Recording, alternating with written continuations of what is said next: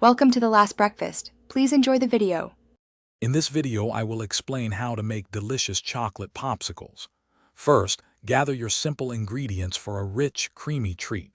You will need unsweetened cocoa powder, granulated sugar, whole milk, and heavy cream.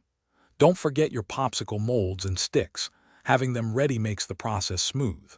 Selecting good quality cocoa powder is key for a deep, satisfying chocolate taste.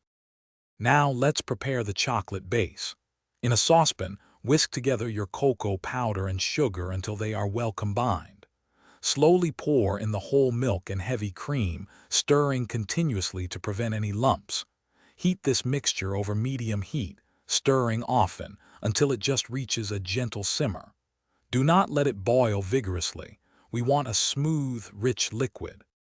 Hey everyone, if you're finding these tips helpful, please hit that like button and subscribe to the channel for more delicious recipes. On another note, just like a perfectly made popsicle brings joy, a great pair of socks brings comfort.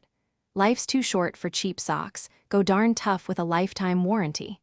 Check the description below for the link and other deals. Now, let's get back to the video. Once your chocolate mixture has cooled slightly, it's time to fill the molds. Carefully pour the liquid into each popsicle mold, leaving a small space at the top for expansion. Insert a popsicle stick into the center of each mold. Place the filled molds in the freezer for a minimum of 4 to 6 hours, or preferably overnight, ensuring they are completely solid.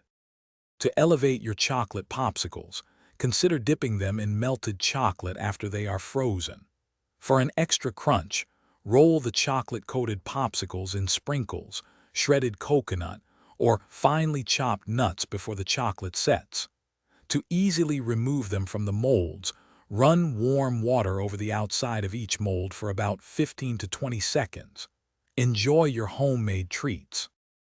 Thanks for watching. Consider subscribing if we helped you today.